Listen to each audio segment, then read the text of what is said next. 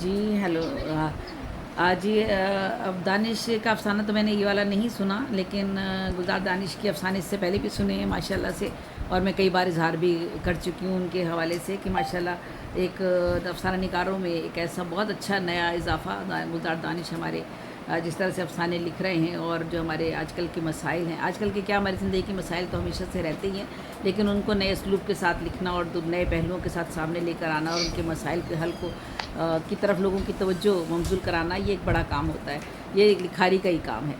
تو بہت اچھے افسانہ نگار ہیں، اور میں سمجھتی ہوں کہ ہمیں بہت سی امیدیں ان سے وابستہ ہیں۔ ایک کتاب ان کی آ چکی ہے اور آئندہ بھی انشاءاللہ اور آتی رہیں گی۔ تو میرا خیال ہے اگر سب لوگ پڑھ چکے ہیں تو پڑھ چکے ہیں سب کیا؟ نہیں، ابھی ابھی وقار بھائی کی بات ہے، اچھا پڑھی ہے وقار عظیم، اس اچھا کے بعد نور جمشید میں کوئی نے افسانہ پڑھنا ہے، اس اچھا کے بعد اچھا تو میں اگر ضرور، کہیں تو میں اور ایک مضمون پڑھ دیتی ہوں کچھ اگر۔ کہنا چاہیں تو موسٹ ویلکم۔ ہاں، میں بھی ایک چھوٹا سا مضمون تحقیقی معلوماتی تھوڑا سا ہے وہ پڑھ لیتی ہوں، اور اپنے شبیر بھائی جی اور کی اجازت سے جی ضرور، بالکل۔ شبیر بھائی، یہ جو کچھ مضامین میں نے لکھے، ایک میری تحقیقی کتاب آئی تھی تخیل کا سفر، 2009 میں غالباً یہ آئی تھی، اور اس میں جو میں نے مضامین دہلی کے حوالے سے، خاص طور پر دہلی اور لکھنؤ، تو دہلی کو خاص طور پہ میں نے اس میں وہ کیا ہے، اس میں وہاں کے علوم و فنون اور ہنر بندیاں، اور ہمارے آبا و اجداد کی سرزمین، چونکہ میرے والدین کا تعلق بھی دہلی سے تھا، تو ان کا وہاں کا رہن سہن، تہذیب، ثقافت، طرز معاشرت اور کچھ کمالات وغیرہ، اور وہاں کی مقامات ہند کے کچھ معلومات جو ہے وہ پہنچانے کی کوشش کی ہے، اور یوں سمجھیے کہ اپنے والدین اور بزرگوں کا جو اثاثہ تھا وہ اگلی نسلوں تک منتقل کرنے کے لیے میں نے یہ ایسے مضامین کو لکھا، اور اس میں جو ہے وہ رہنمائی میرے والدین کی شامل تھی، میرے والد کی خاص طور پہ۔ تو میں مختلف موضوعات پر وہاں جو کھیلوں کے حوالے سے بات کرتی رہی ہوں، تو یہ ایک مضمون میں نے فن پہلوانی کے حوالے سے لکھا ہے، اور فن پہلوانی یا داؤ پیچ کا کمال۔ ہمیں ہمارے علم میں ہے کہ کشتی گیری کا آغاز تو ایران سے ہوا تھا، پھر ہندوستان نے اس فن کو اپنایا، اور اس کے بعد اور ملکوں میں بھی یہ فن پھیل گیا، لیکن جو ناموری پنجاب کے لوگوں نے حاصل کی اس کی مثال نہیں۔ طاقت کے بل پر زیر کرنا تو کوئی کمال نہیں، بلکہ کمال یہ ہے کہ کمزور داؤ پیچ کے ذریعے طاقتور کو پچھاڑ دے۔ دلی میں درجن سنگھ اور پری پیکر پہلوانوں کی کشتی خاصی مشہور تھی۔ جسمانی لحاظ سے یہ جوڑ بالکل بے جوڑ تھی۔ درجن سنگھ دیو کی مانند تھا، اور پری پیکر ایک خوبرو معمولی بدن کا نوجوان۔ جب یہ دونوں اکھاڑے میں اترتے تو دیکھنے والے فیصلہ کر چکے ہوتے کہ پری پیکر مخالف کی جوڑ نہیں، اس لیے پچھڑ جائے گا، لیکن جب کشتی شروع ہوئی تو پری پیکر نے یہ چپڑاس، یہ کمر کی ایک پیٹی ہوتی ہے، وہ اس کا یہاں کچھ اصطلاحات بھی وہی استعمال کی گئی ہیں، چپڑاس مار مار کر درجن سنگھ کو کئی بار لڑکا دیا جب کشتی شروع ہوئی تو، اور ایک داؤ ایسا کیا کہ اسے چت کر دیا۔ دلی چونکہ پنجابی کا ایک حصہ تھا، اس لیے قدرتی طور پر یہاں پر بڑے اچھے پہلوان پیدا ہوئے، اور انہوں نے ریاضت کر کے اس فن میں کمال حاصل کر لیا تھا، اور یہاں کی بیشتر آبادی نے اس شوق کو پورا کرنے کے لیے ہر محلے میں اکھاڑے قائم کر لیے تھے، اور ڈنڈ بیٹھک لگانا، مقدر کی جوڑی، اور مقدر ہے یہ ورزش کا ایک سامان ہے، سر پہ پورا ہاتھ میں پکڑ کے پورا سر پہ گھمایا جاتا ہے، تو یہ وہی الفاظ اس میں استعمال کیے گئے ہیں۔ مقدر کی جوڑی ہلانا ایک عام بات تھی، لوگ پہلوانوں کی عزت کرتے تھے، اور پہلوان عوام کے لیے سینہ سپر ہوتے تھے، لیکن نئی تہذیب نے اس فن کا بھی اب خاتمہ کر دیا ہے۔ اکھاڑے کے بالکل سامنے دو کرسیاں لگی ہوئی ہیں، ان میں ایک کرسی منصف کی ہے اور دوسری پیر جی مظفر علی مالک و مینیجر دنگل کی ہے۔ ٹکٹ کی شرح، یہ دہلی کے اسی وقت کی بات کر رہی ہوں، دہلی کی ٹکٹ کی شرح کرسیوں کے لیے 2 روپے، مونڈھوں کے لیے 1 روپیہ، دری پر بیٹھنے والوں کے لیے 8 آنے فی کس ٹکٹ ہے۔ دنگل کے باہر ایک میلہ سا لگا ہے، بیسیوں خوانچے والے کھانے پینے کا سودا لیے بیٹھے ہیں، جنگل میں منگل ہو رہا ہے، ڈھول تاشے والوں نے ایک شور مچا رکھا ہے، دہلی کے شوقین حضرات ٹکٹ خرید کر اندر داخل ہو رہے ہیں۔ ابھی 4 بجنے میں کچھ منٹ باقی تھے کہ منصف صاحب تشریف لے آئے، پیر جی مظفر علی صاحب نے ان کے آگے پہلوانوں کی فہرست رکھ دی۔ اکھاڑے کے جنوب مشرق کی جانب شیخو والوں کے پٹھے اور پہلوان براجمان تھے، اور شمال مغرب کی طرف نہر والے اور ان کے پہلوان۔ چونکہ کشتی کا وقت ہو گیا تھا، اس لیے منصف صاحب کی اما پر پیر جی نے اپنی بیدھ ہلائی اور ڈھول تاشے زور زور سے بجنے لگے۔ پہلی کشتی بندو اور نبوکی کی ہوئی۔ بندو شیخو والوں میں سے اور نیبو نہر والوں کی طرف سے اکھاڑے میں اترے۔ کوئی 10 منٹ تک دونوں گتھم گتھا رہے۔ آخر نبو نے بندو کو چت کر دیا۔ پھر امیر پہلوان کی کشتی حفیظ پہلوان میرٹھ والے سے ہوئی۔ یہ جوڑ بڑی باقی کا تھا۔ پہلوانی کے داؤ کرتب دونوں دکھا رہے تھے، لیکن چار پچھڑ نہ ہوئی تو آخر منصف نے کہا کہ یہ جوڑ برابر رہے گا۔ اس کے بعد اور چند کشتیاں ہوئیں، وہ بھی برابر رہی۔ اب لوگوں نے چیخنا شروع کر دیا کہ منی اور صدیق کے لنگر بندھواؤ۔ پیر جی نے منی اور صدیق کو آواز دی کہ لنگر لنگوٹ کس کر اکھاڑے میں آ جاؤ۔ چنانچہ انہوں نے اپنے کرتے اتارے اور جانگیں پہن کر اکھاڑے کی مٹی اپنے جسم سے ملنے لگے۔ دونوں کا بدن شیشے کی طرح چمک رہا تھا۔ منی پہلوان خلیفہ بودی کا پٹھا ہے اور شیخو والوں میں سے ہے، اور صدیق پہلوان گوندی شاہ والوں کی ناک ہے، جو کہ دلی کے نامی گرامی پہلوانوں کی ایک بہترین جوڑ ہے۔ اس لیے ان کی کشتی دیکھنے کے لیے خلق کا بے انتہا ازدحام موجود ہے۔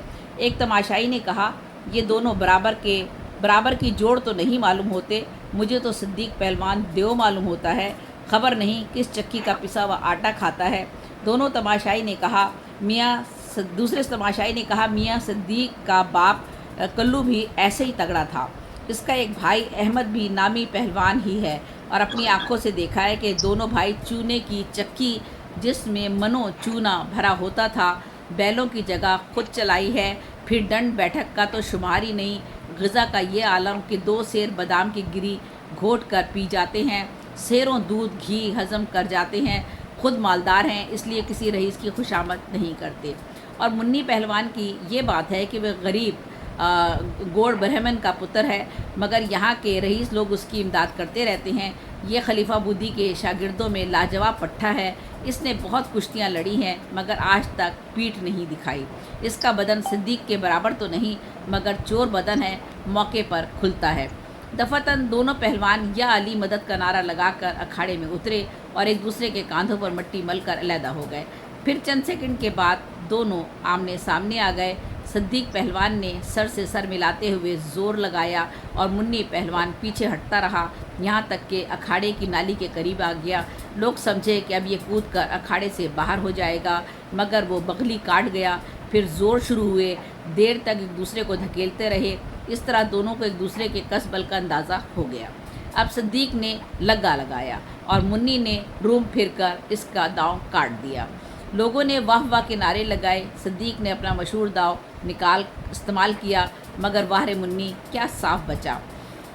صدیق نے اپنا یہ وار بھی خالی جاتے دیکھا تو جھنجلا کر مٹی کا گردانہ دبایا اور اس پر منی کا گردن دبائی۔ اس پر منی نے بھی صدیق کا جبڑا دبایا۔ لوگوں نے شور مچایا کہ ہم کشتی دیکھنے آئے ہیں، لڑائی دیکھنے کے لیے نہیں۔ پیر جی نے اپنی کرسی سے اٹھ کر دونوں کو جھاڑا اور کہا کہ داؤ پیش دکھاؤ، ہاتھا پائی ہوئی تو کشتی نہیں ہوگی۔ اب دونوں پہلوان داؤ کر رہے ہیں۔ جب صدیق نے گردن توڑ داؤ کیا تو منی نے بغلی بیٹھ توڑ کیا۔ اگر صدیق اس موقع پر روم نہ پھر جاتا، روم بھی یہ ساری تکنیک ہیں اور اصطلاحات ہیں جو کشتی میں استعمال ہوتی ہیں۔ روم یہ ہے کہ کشتی میں ایک حریف جب اوپر آ جاتا ہے تو اس کو کمر سے پکڑ لیتا ہے، تو دوسرا حریف جو ہے وہ اس کی ٹانگ ران کے نیچے سے ہاتھ نکال کر اور پھر وہ اس کے اوپر آتا ہے۔ تو یہ سارے یہ اصطلاحات ہیں کشتی کی۔ تو اچھا، اگر صدیق اس موقع پر روم نہ پھر جاتا تو ڈوک ٹوک فیصلہ ہو گیا ہوتا، گویا ایک نے گرہ لگائی، دوسرے نے غوطہ، اس طرح دونوں پچھڑنے سے بچ گئے۔ اس طرح دیر تک مختلف داؤ پیچ ہوتے رہے، لیکن تماشائی اس کشتی کو وار پار دیکھنا چاہتے تھے اور رنگ یہ دکھائی دے رہا تھا کہ کشتی برابر ہو رہے گی۔ لوگوں کے غل مچانے سے صدیق نے گھبرا کر اپنا پینترا بدلا اور منی کو یہ اچھا موقع ملا۔ اس نے جھنجھنی دی اور صدیق نیچے گرا، مگر فوراً سنبھل گیا۔ دوبارہ منی نے جپلی دی تو صدیق تن گیا۔ یہ دیکھ کر منی نے سینے سے سینہ ملا کر اگلی چپڑاس اس کے زور سے ماری کہ صدیق چت گرا اور منی دوڑ کر اس کے سینے پر سوار ہو گیا۔ وہ مارا کا شور مچ گیا، ڈھول بجنے لگے اور شیخو والے فرت مسرت سے اپنے سروں کی ٹوپیاں اچھالنے لگے۔ انعام و اکرام کی بارش شروع ہو گئی۔ یہ 1000 کی کشتی تھی۔ 750 روپے 750 منی کو ملے اور 250 صدیق کو۔ دنگل ختم ہوا، منی کے گلوں میں پھولوں کے ہار ڈالے گئے اور جلوس کی شکل میں پہاڑ گنج روانہ ہوئے۔ جب اکھاڑے پہنچے تو خلیفہ بودی نے منی کو گلے سے لگا لیا۔ پھر تمام شب رقص و سرور کی محفل جمی رہی، دیگیں کھنکتی رہیں، تمام محلے والوں کو زردہ بریانی کھلایا گیا۔ یہ سب کچھ بدیسی راج میں ہوا۔ ہر شے سستی تھی، مگر جب اپنا راج قائم ہوا تو اس فن کی گرانی نے کمر توڑ کر رکھ دی۔ اب بادام کی گری چونکہ بہت پرانا لکھا گیا ہے تو بس وہ قیمت ہے، تو اب بادام کی گری 40 روپے چھٹاک، گھی 300 روپے اور دودھ 40 روپے کلو ہے۔ کیا ننگی نہائے کیا نچوڑے، یہی وجہ ہے کہ اب پہلوانی ختم ہوتی جا رہی ہے۔ بہت شکریہ۔ بہت اچھا۔ ہم سب کو آپ نے نگل میں پہنچا دیا۔ آنکھوں کے سامنے دنگل کا نقشہ آ گیا تو ماشاء اللہ سے جس باریک بینی سے اپنی نے نقشہ کھینچا ہے تو ابھی اس پہ تبصرہ ہمارے اسٹوڈ انشاءاللہ فرمائیں گے۔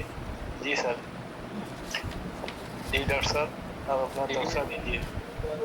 بات یہ ہے کہ یہ اخراجیوں کا سفر میڈم زینب النساء صدیق کی بڑی عمدہ نسلی تخلیق ہے، وہ میں پڑھ چکا ہوں اور میرے ذاتی کتب خانے میں بھی موجود ہے۔ آپ یوں سمجھ لیں آج قدر مقرر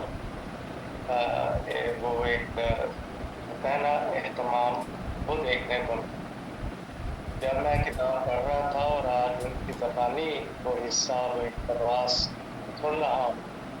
کتاب بڑی دلچسپ ہے اور اس میں ہمیں بہت خوبصورتی سے کبوتر بازی کے حوالے سے بھی بڑے وہ ان کی خاص ایک ٹرمنالوجی ہے، اس کو استعمال کرتے ہوئے بڑی دلکش منظر کشی کی ہے۔ اور اس میں بھی ہم دیکھتے ہیں کہ جو اس کا بڑا نمایاں پہلو ہے وہ اس کی منظر کشی بھی ہے۔ کشتی ہماری ایک روایتی انداز کی ایک تفریح بھی ہے اور ایک روایت کی بڑی مستحکم روایت ہے، اور وہ رستم دماغ، گاما پہلوان اور پھر کئی ہمارے یہاں آپ کو یاد ہے کینیڈا سے ایک آئے تھے جنہوں نے 11 پہلوان کے ساتھ کشتی کی تھی، بالکل انوکھی پہلوان، بالکل اور وہ پورا ایک ایسا ایک پورے برِ صغیر میں ایک اپنا نام رکھتا تھا، جس میں اکرم پہلوان جو اکی پہلوان تھے اور یہ جانا پہلوان ہو گئے۔ تو یہ مجھے ان کی نوشت یا ان کے بارے میں جو ایک کتاب لکھی ہوئی ہے گاما پہلوان کے بارے میں وہ بھی پڑھنے کا موقع ملا، اور ہمارے شہر فیصل آباد سے ایک ہمارے پروفیسر ہے وقاص احمد، وہ ایک مختصر رسالہ نکالتے، انہوں نے بھی اس کا ایک نمبر شائع کیا گاما پہلوان، اس سے بہت کچھ معلومات ہوئی۔ لیکن اس منظر کشی کے ساتھ ساتھ جو میم نے جس بات کا خاص طور پہ اہتمام کیا ہے اور یوں محسوس ہوتا ہے کہ وہ اس فن پہلوانی سے بہت زیادہ واقف ہے، کوئی ایسا مشاہدہ ہے میم کا کہ انہوں نے ان اصطلاحات کو یکسر نظر انداز نہیں کیا جو اس میں پہلوانی کے شعبے سے وابستہ لوگ اپنے لیے استعمال کرتے ہیں۔ جیسے ایک پٹھا ہوتا ہے، یہ ہمارے یہاں زیادہ اردو کا پٹھا مشہور ہے، لیکن میڈم نے صحیح نشان دہی کہ جو شاگرد ہوتا ہے اسے پٹھا کہتے ہیں، اور پٹھوں کا بھی ایک بڑا اہتمام ہوتا تھا اساتذہ کی موجودگی میں، جب وہ کنارے پہ بیٹھے اسے دیکھ رہے ہوتے کہ حوصلہ افزائی کر رہے ہوتے، پھر وہ داؤ پیچ لگانا، ہوتا لگانا، پھر ڈانٹ پیلنا تو خیر ان کا ایک روزمرہ کا معمول تھا۔ صبح سویرے ये लोग गांड भी पहनते थे और फिर जोर आजमाई भी करते थे और वजन ला के तो खुद अपने कांधों पे उसके गुलगाम डाल के तो बैलों की तरह वो जा रहे होते हैं, उससे उनके पट्टे मजबूत होते हैं। तो इसी तरह ये मैं समझता हूँ कि उनके हरफा मुशाहदे की निशानदेही होती है। मैं उन्हें बड़ी रवानी के साथ बड़े शाइस्ता और दुरुस्ता उसलूब में अपना ये इक़्तिबास पेश किया है। पूरी किताब पढ़ने से ताल्लुक़ रखती है। मैं आप सबकी तवज्जो मबज़ूल कराना चाहता हूँ कि मौका मिले तो ये किताब पढ़िए। असल में बहुत उम्दा किताब है और इसमें कुछ जो पहलवान हैं वो बेजोड़ और अनमिल हैं, लेकिन आप देखिए कि कभी कभी वो जो कुव्वत आजमाई है या ज़्यादा कुव्वत वाला पहलवान है उसको कम कुव्वत वाला पहलवान भी गिरा देता है। मुझे रुस्तम सोहराब भी याद आ गए। आप देखिए उसमें जो उनका हुनर था, अगर सोहराब भी बड़ा अच्छा पहलवान बन चुका था, लेकिन रुस्तम के दाव पेच को वो अभी नहीं समझ सका था। तो खैर वो एक ट्रेजिक ड्रामा था हशर का लिखा हुआ। इसमें बहुत कुछ मैं समझता हूँ हमें सीखने का भी मौका मिलता है कि अदब पढ़ने वाले, अदब लिखने वाले और महज इसी को कायनात समझने वाले दीगर उलूम फ़नून पे भी निगाह करेंगे, उनका मुताला करेंगे, उनकी इस्तिलाहात का जायज़ा लेंगे तो वो उनको शायरी में और नस्र में इस्तेमाल करेंगे तो उनकी नस्र भी चमकेगी और उनकी शायरी भी उसमें भी एक रंग ढंग नया पैदा होगा।